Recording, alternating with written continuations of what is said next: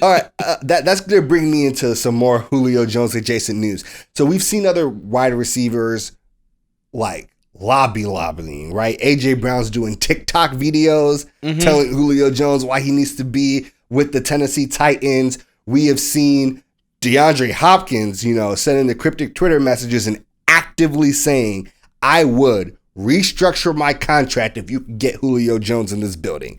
And Mohamed Sanu on Twitter made a pretty astute comment to me, is that I think the NFL super teams are on the way.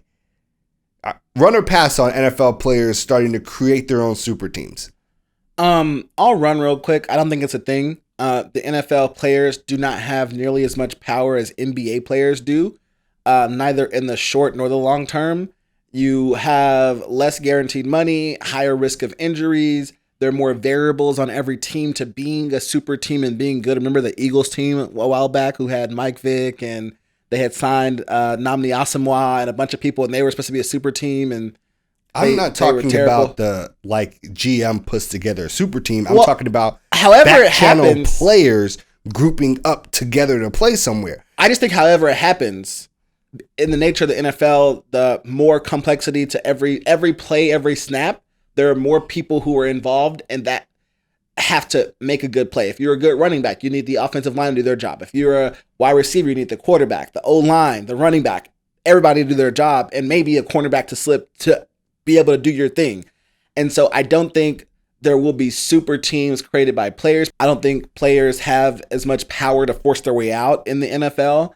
I don't think that there is, the want to by owners to give into that either. I think the owners want to do everything they can in the NFL to hold the line and hold the power that they have right now. Okay, I see what you're saying. I just want to give you a little pushback. Brady gets to Tampa, puts together the Expendables, gets exactly what he wants.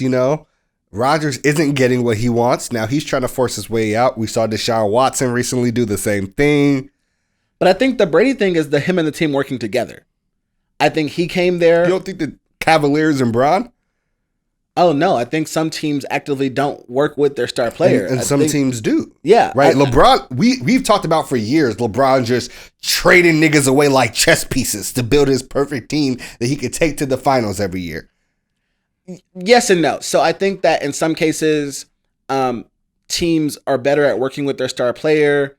I think in other cases, they are not and actively try not to work with them to create. It's kind of like a whole thing where they're trying to make it seem like there's no player that's above the others, and they try to make them all seem even. And we know that's not true. Quarterbacks are literally different. Players like LeBron or KD or whoever are different. You cannot treat them the same as everybody else, but you get where I'm going. Okay. I'm interested to see how this starts developing over the next couple of years. I really do think athletes teaming up, especially with all the cap and contract stuff and ingenuity that we saw happen this year when the cap went down, and all of a sudden the voidable years are popping up and the capologists are getting way more creative. And now we might see the possibility of being able to make these things work because of the adversity the cap dropping created.